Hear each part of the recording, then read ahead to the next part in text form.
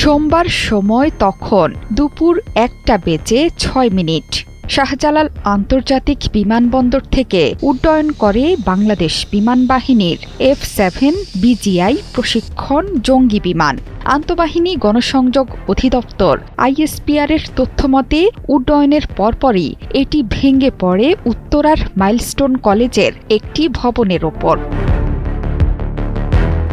এই বিমানের নির্মাতা দেশ চীন। চেংদু এরোস্পেস কর্পোরেশন এটি নির্মাণ করেছে। চীনের বাইরে J-7 এর মডেল এখনও ব্যবহার করছে পাকিস্তান, বাংলাদেশ সহ বেশ কয়েকটি দেশ। বাংলাদেশে এটি F-7 নামেও পরিচিত। ১৯৬৪ সালের মার্চে চীনের শেন ইয়াং এয়ারক্রাফট ফ্যাক্টরিতে শুরু হয়েছিল চীনের তৃতীয় প্রজন্মের J-7 যুদ্ধ বিমানের উৎপাদন। ওয়ালটন টেলিভিশন মাত্র ২৫,৪৯০ টাকায় পাচ্ছেন গুগল টিভি। এরপর তৈরি হয়েছে J-7 এর অসংখ্য মডেল, বিক্রি হয়েছে বহু দেশে। চেংদু J-7 রাশিয়ার MiG-21 এর লাইসেন্সড সংস্করণ। রুশ কারিগরি সহায়তায় চীনে প্রথম তৈরি হয় এই যুদ্ধ বিমান। ২০১৩ সালে বন্ধ হয়ে যায় এই সিরিজের যুদ্ধ বিমানের উৎপাদন। এরপরও বিভিন্ন দেশের বিমান বাহিনীতে এখনও সক্রিয় ভূমিকা রাখছে J-7 সিরিজের যুদ্ধ বিমানগুলো। এই যুদ্ধ বিমানগুলো মূলত ইন্টারসেপ্টর হিসেবেই ব্যবহৃত হয়ে থাকে। স্বল্প পাল্লার infrared homing air two air missile দিয়ে সজ্জিত।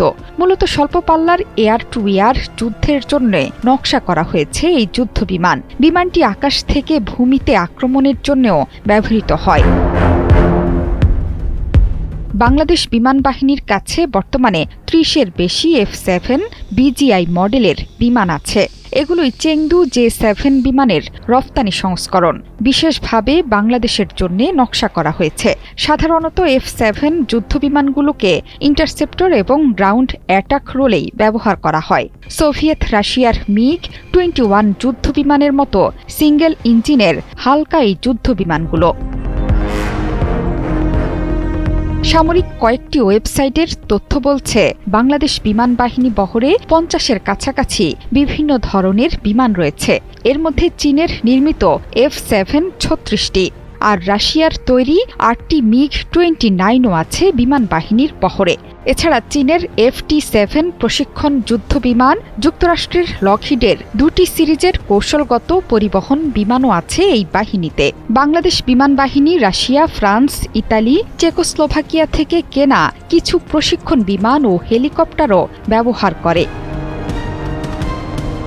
জোহরা চৌধুরী সেতু, ৭১।